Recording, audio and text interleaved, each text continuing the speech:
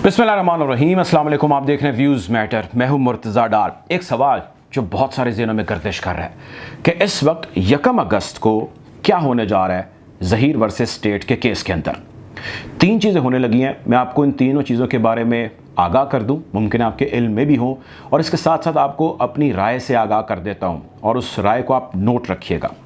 सबसे पहली चीज़ जो होनी है, 3 डेवलपमेंट्स हैं 1 तारीख को, वेरी वेरी इंपॉर्टेंट। पहली चीज़ तो ये होनी है, इस पूरे केस का जो है वो उसकी समत का आपको बिल्कुल क्लियर आइडिया तो हो चुका है, लेकिन मज़ीद क्लैरिटी हो जाएगी कि कुछ दिनों के अंदर या कितने दिनों के अंदर इस केस का फैसला हो सकता है।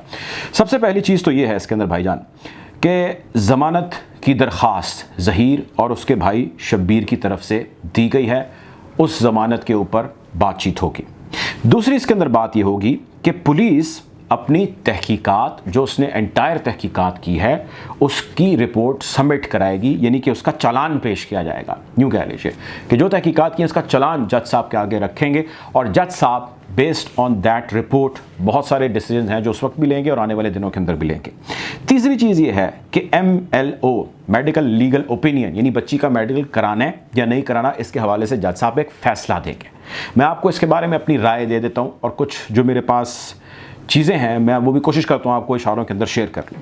सबसे पहली चीज़ तो है ज़मानत के हवाले से। ज़हीर और उसका भाई शब्बीर, उनकी ज़मानत आप जानते हैं कि 25 तारीख को ख़त्म होनी थी।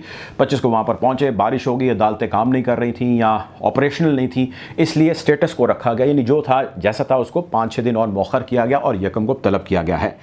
इनको तलब किया गया है 364 के तहत, जबकि ये चाहते थे हमें 363 के तहत तलब किया जाए। आइन का जो आर्टिकल है 363 में बेलेबल, यानी कि ज़मानत ये ले सकते हैं, 364 में ये ज़मानत नहीं ले सकते। अभी उन दफ़ात का इतलाक़ नहीं हुआ, लेकिन जो मेरी तहकीकात है, जो मेरी मालूमात है, वो ये कहती है कि एक तो एटलीस्ट गिरफ़्तार होगा, और गिरफ़्तार होने में अब शब्बीर होगा या ज़हीर होगा, लेकिन एक होगा।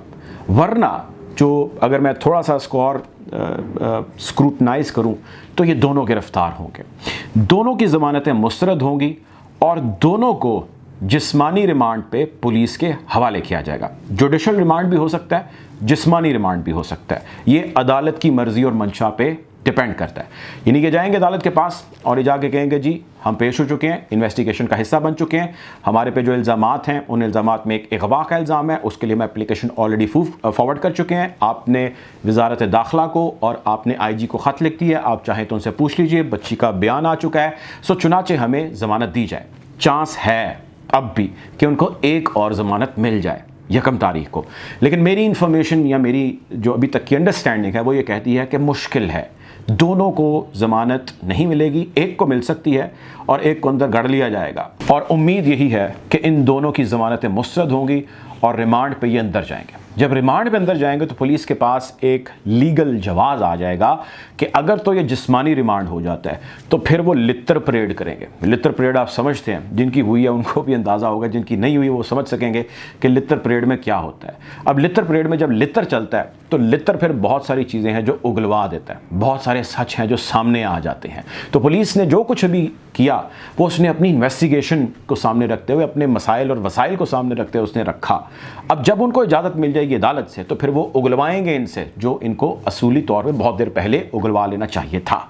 सो 1 को एक ये कार्रवाई मेरी अंडरस्टैंडिंग के मुताबिक होगी। दूसरी चीज़ ये है कि पुलिस ने जो है इन्वेस्टिगेशन रिपोर्ट, जो उसकी टोटल फाइंडिंग थी, कोई बहुत ज़्यादा रॉकेट साइंस तो था नहीं, बहुत सारी चीज़ें हमारे सामने हैं, कुछ चीज़ें सामने आनी बाकी हैं, पुलिस ने वो तैयार कर ली है। उसके हवाले से ये एक रस्मी कार्रवाई है कि आप एक पेपर यानी चालान लेके जाते हैं और अदालत के आगे पेश करते हैं। अब अदालत उस सारे को वहीं पर रीड आउट भी करवा सकती है और बेस्ड ऑन दैट रीडिंग बहुत सारे फैसले हैं जो उसी वक्त ले सकती है। उसके लिए वो अदालत कुछ वक्त भी दरकार कर सकती है। सो जब ये रिपोर्ट सबमिट होगी तो इस रिपोर्ट सबमिट होने में एक तो इन्फॉर्मेशन आपके पास ऑलरेडी आ चुकी है कि जो मुलजिम ज़हीर है उसके भाई शब्बीर ने एतराफ़ कर लिया, ये इन्फॉर्मेशन लीक हो गई। अब मैं आपको एक और चीज़ बताऊँ, एक बड़ा सरप्राइज़ है जो इस रिपोर्ट में आएगा, और वो सरप्राइज़ जब आएगा तो डेफिनेटली वो बहुत सारों के होश उड़ाएगा। सो पुलिस की सईद रिंद साहब की अभी तक की जो इन्वेस्टिगेशन है वो बहुत सारी ऐसी चीज़ों के गिर्द घूमती है जिसके बारे में आम लोगों को, आपको, मुझे भी अंदाज़ा नहीं है, लेकिन मैं आपको यह भी बता रहा हूँ कि ये जब रिपोर्ट खुलेगी इसमें ऐसा सरप्राइज़ एक सामने आएगा जो बहुत सारी चीज़ें हैं जिनके ऊपर से बहुत सारे लोगों के होश उड़ा देगा।